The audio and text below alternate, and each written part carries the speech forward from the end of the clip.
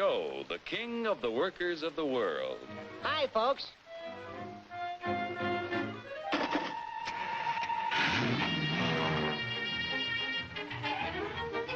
Joe's the king because he can buy more with his wages than any other worker on the globe.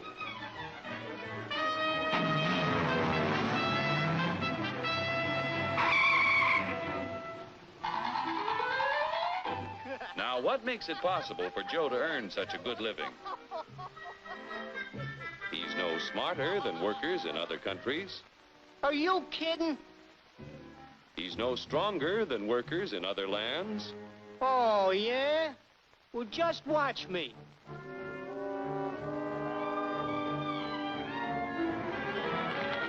Ow! Just because Joe's an American doesn't mean... Yeah? Well, being an American is the best thing in the... Oh! My back!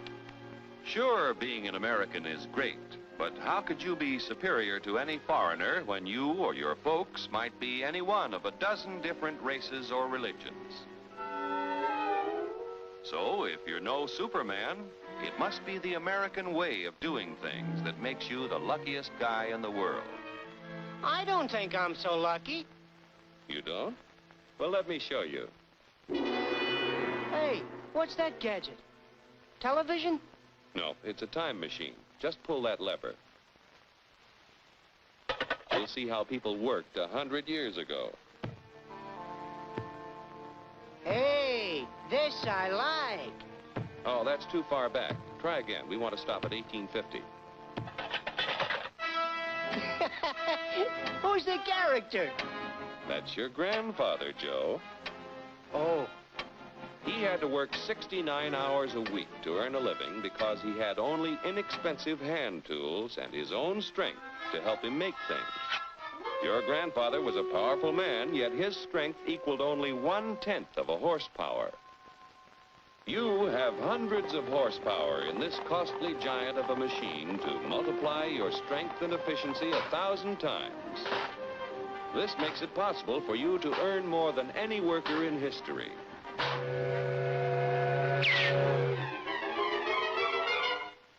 And still have leisure time each day to enjoy life.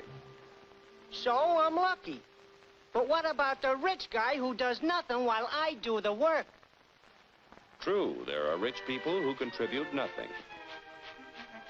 And there are poor people who contribute the same.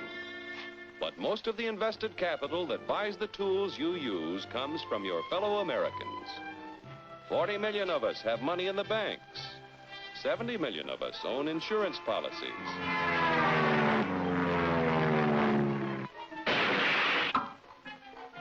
Over 15 million of us invest savings in corporation stocks and bonds, which help to finance industry.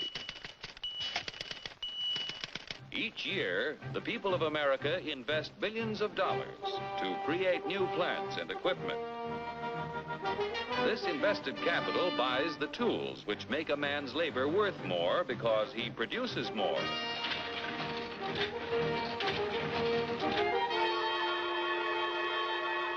In China, for example, where there is practically no capital available for investment in plants or tools, a man's labor is not worth very much.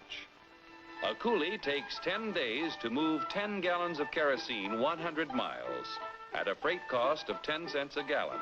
An American railroad worker takes only 2 hours to move 100,000 gallons of kerosene 100 miles at a freight cost of 1 cent a gallon. The coolie makes 10 cents a day.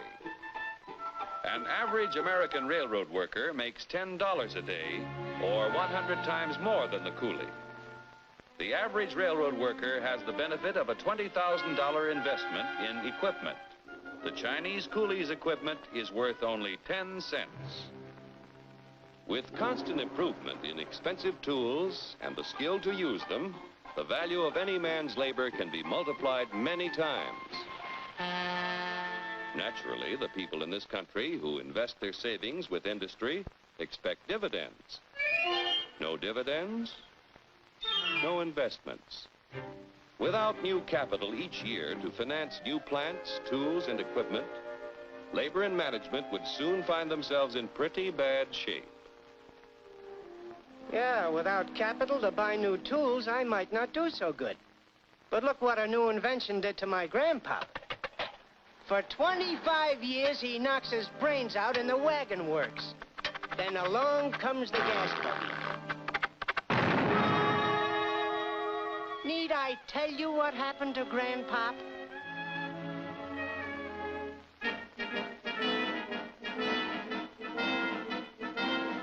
The history of our country proves that new inventions create thousands of jobs for everyone they displace. So it wasn't long before your grandfather had a better job, at more pay for less work. Our industrial progress is largely the result of the competitive struggle between companies to capture the market to increase profits. Huge sums are spent each year to make a better product to sell for less. Yet, regardless of how much money is spent to develop a new idea, there is often failure. When research proves successful, everyone shares in the accomplishment. The business which fails to give the consumer as much value as a competitor gives often goes bankrupt. However, on a national scale, competition gives the greatest good to the greatest number by continually producing more and better goods at lower prices.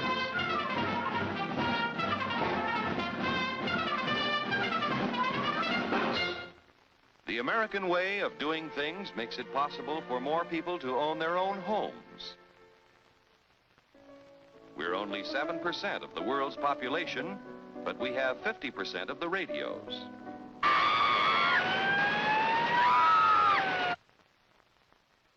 We have 54% of the world's telephones.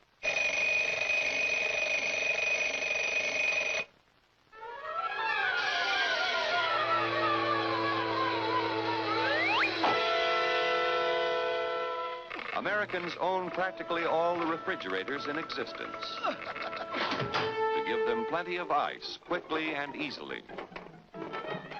Bathtubs, we've got 92% of them.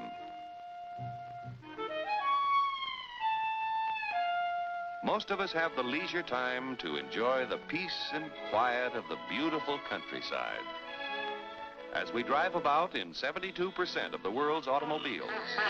I told you to turn at the last corner. You don't eat it. You eat it. I don't like it. I want a candy bar. Under the protection of our freedoms, American labor, management, and capital, the greatest production team in the history of mankind, have made the United States the industrial master of the world. Capital must continue to provide industry with the funds to create new tools and plants. Labor and management must continue to increase the production of better goods at lower prices so that more people will be able to buy the things that make life easier and happier for all of us. Then Joe will continue to be the king of the workers of the world. You said it, brother.